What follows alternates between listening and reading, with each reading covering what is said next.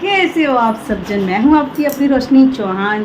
तो सभी को मेरी तरफ से हैप्पी दीपावली की हार्दिक शुभकामना। तो गाइस आपका स्वागत है मेरी चैनल पर। आज है दिवाली और मेरा ब्लॉगिंग की स्टार्टिंग हो रही है शाम के 6 बजे से, कंप्लीट 6 बजे से, क्योंकि मैं सुबह से बहुत सोची कि मैं ब्लॉगिंग कर लूँ और काम की फुर्सत ही नहीं मिली और मैंने कुछ ब्लॉग नहीं शूट किया। तो देखो जी, सुबह का मेरा ये रूम है जो मैंने पूरा क्लीन कर दिया था, क्योंकि आज लास्ट दिन था मतलब कपड़े वॉश करने का 4-5 दिन, तो पूरा हमने यहाँ से क्लीन किया। अभी हम लोग सामान लेकर आए हैं सारा, और हम दोनों का घर का खाना हमें अभी एक ही घर बनाना है, क्योंकि पटाखे वगैरह फोड़ते हैं तो टाइम वही हो जाता है, यहाँ वहाँ हो जाता है। तो मैंने बोला कि चलो यही खाना बना लेते। तो हमने पहले हैदराबादी बिरयानी का सोचा और रायता, फिर वो कैंसिल हुआ, फिर हम पनीर लेकर आए। अब हम पनीर की सब्जी, परोठा, सलाद ऐसा बनाएंगे। कारपेट मैंने निकाल दी, कारपेट बिछाया, सोफ़े के कवर मैंने बिछाए और चद्दर भी धोई, चद्दर भी बिछाई और पूरा घर अच्छे से हो चुका है। और यहाँ पे आज होगी दिवाली की पूजा, है ना आदिश? सबको हैप्पी दीपावली बोल दो बेटा। हैप्पी दीपावली। ठंडे नहीं हो गए। और एक ये बिछाया है, काफ़ी सुंदर लग रहा है। तो चलो आज हम लग जाते हैं खाना बनाने में।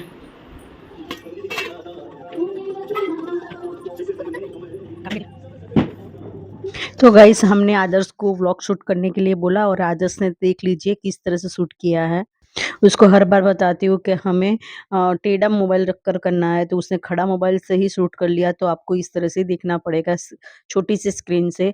तो आज हमारी हो रही थी दिवाली की पूजा और ऑलमोस्ट मेरा खाना हो चुका था। खाना बन जाए, फिर आ जाए बड़े भैया भाभी और फिर हम खाना खा के पटाखे फोड़े। पटाखे फोड़ने की बहुत जल्दी आज हमें, और बहुत अच्छा लगता है मुझे। दिवाली का त्यौहार मुझे बहुत अच्छा लगता है और मेरा आधा से ज़्यादा टाइम तो मेरा हर टाइम सुबह शाम पूजा में लग जाता है। मेरा कोई भी त्योहार आता है वो ज़्यादातर पूजा में ही लग जाता है। शॉपिंग करना, पूजा पाठ, सुबह अपनी डेयरी पूजना, सारी चीज़ों से मेरा आधा टाइम पूजा में ही लग जाता है। यहाँ पे मैं और मेरे हस्बैंड पूजा कर रहे थे। मैंने सारा चीज़ें अरेंज कर लेती हूँ पहले से ही, फिर बस हम दोनों को बैठकर बस अच्छे से पूजा करनी होती है और मुझे पूजा पाठ करना बहुत अच्छा लगता है। और इस टाइम कर अगर कोई दिक्कत हो जाती है, लेडीज़ प्रॉब्लम, तब तो मेरा मूड एकदम डाउन हो जाता है, क्योंकि मुझे पूजा पाठ किए बिना कोई भी मतलब त्योहार नहीं लगता है। यहाँ पे मैं और मेरे हस्बैंड दोनों एक-दूसरे को बिंदी लगा रहे थे और इस तरह से हमारी दिवाली की पूजा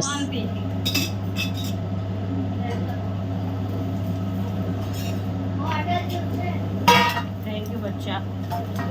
ऑर्डर मत देना, मैं खुद ही ले लूँगी ऑर्डर। ऑर्डर मत देना तू, मैं खुद ऑर्डर ले लूँगी। मैं तो सालों तो सब्जी बनी। तो मम्मी तेरी का तो डेढ़ है। अरे वो कैप्सिकम ने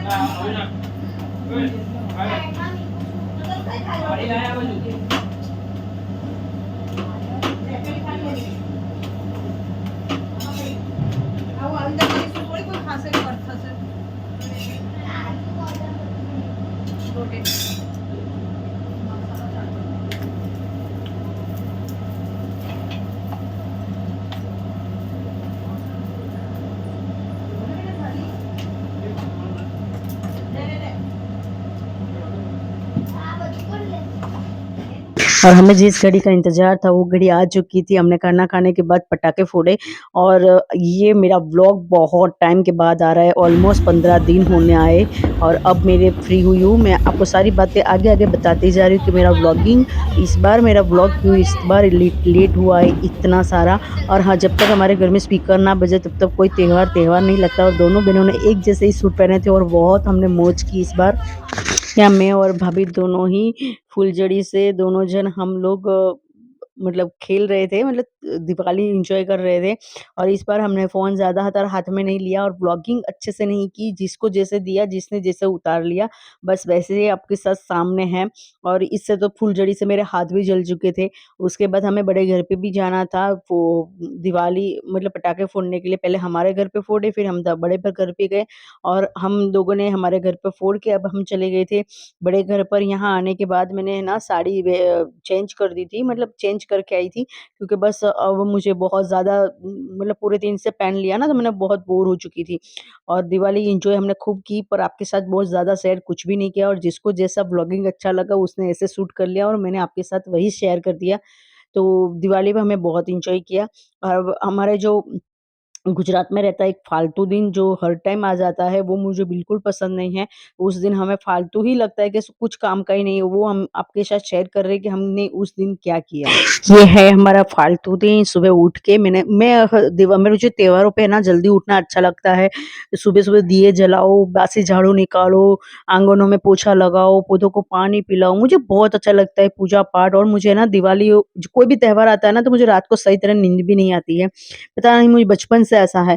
और उठे, घर का काम फिनिश किया, हमने शावर वगैरह लिया, पूजा-पाठ कर ली ना, तो फिर हमने सोचा अब आज क्या करना है, कुछ भी काम नहीं, क्योंकि हमारे घर के लोगों ने, सारे लोगों ने खुद का सेटअप कर लिया था कि उनको कहाँ घूमने जाना है।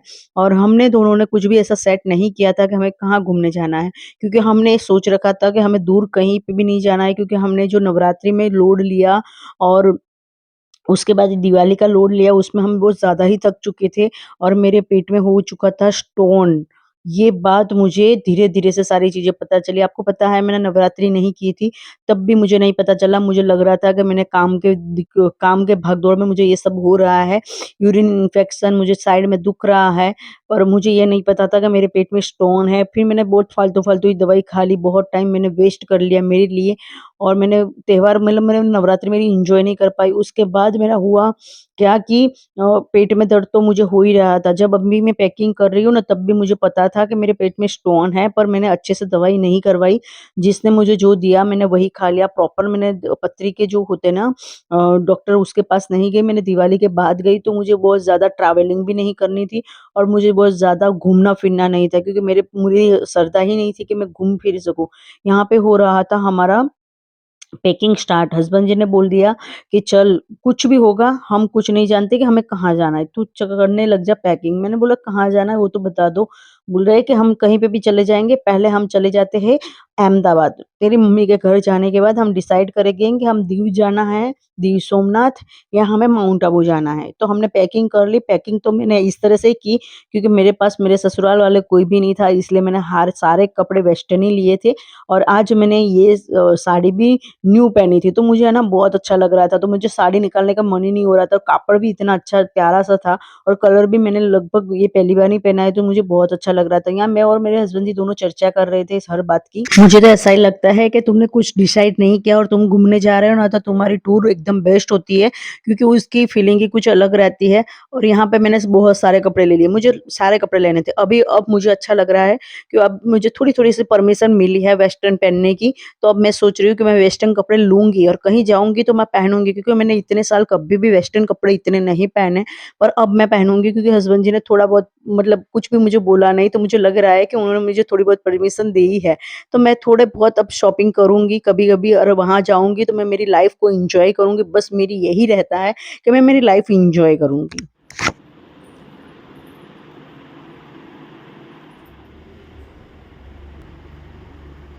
हैं? यहाँ पे हम जा रहे थे हमारे अहमदाबाद हाईवे पर, और ऑलमोस्ट हम अहमदाबाद पहुँच चुके थे आधे रास्ते पे।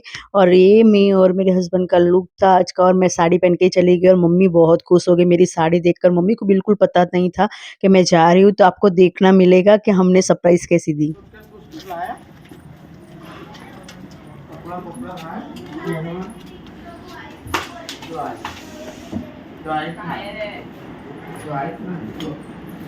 Happy Diwali, happy Diwali, happy Diwali.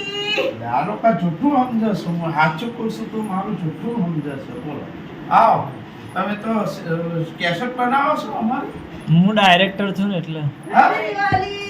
Video shooting उतरणार डायरेक्टर આ તો માનતા નહીં. હા? છોકરા ને કોણે કહી દીધું લાગે ના મેં તો અત્યારે કીધું. ના ના તે કહી દીધું બરાબર? મેં નહીં કીધું, હું તો અંદર આવીને કીધું. ક્યાંથી મેં?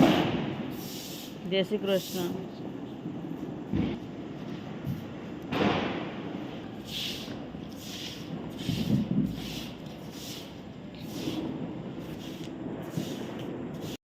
कितने सालों के बाद मैंने मेरे मम्मी के घर 16 साल के 15 साल के बाद मैंने देखा कि सुबह का बेस्तुवरस का माहौल किस तरह से होता है। जैसे हम छोटे थे वैसा ही माहौल है। बहुत लोग चेंज हो चुके हैं पर मेरे घर के वहाँ पे बिल्कुल चेंज नहीं हुआ है। मैंने शावर लिया उसके बाद मैं आ गई मंदिर, क्योंकि मंदिर के बिना तो बेस्तुवरस होता ही नहीं है। हमारे गुजरात में बेस्तुवरस कहते हैं, हमारे राजस्थान में रामाशामा कहते हैं और पता नहीं दूसरी जगह पे क्या कहते हैं। यहाँ मैंने बहुत अच्छे से पूजा पाठ की, मतलब दर्शन किए और मुझे बहुत अच्छा लगा क्योंकि इनके बिना मेरा दिन निकलता नहीं है।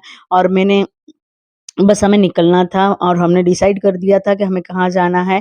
तो हम जा रहे थे माउंट आबू और साथ में था भैया भाभी और ट्विंकल। यहाँ पे हमारी पूजा पाठ हो चुकी थी, उसके बाद चले गए हम घर।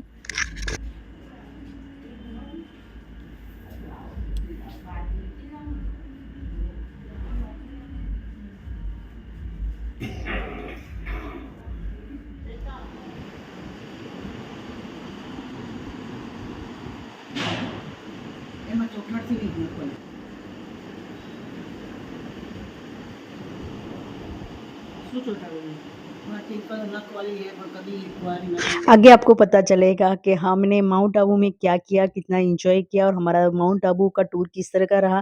तो आज के व्लॉग में इतना ही, मिलती हूँ नेक्स्ट व्लॉग में, तब तक के लिए बाय बाय। आपका और अपनों का ध्यान रखिए।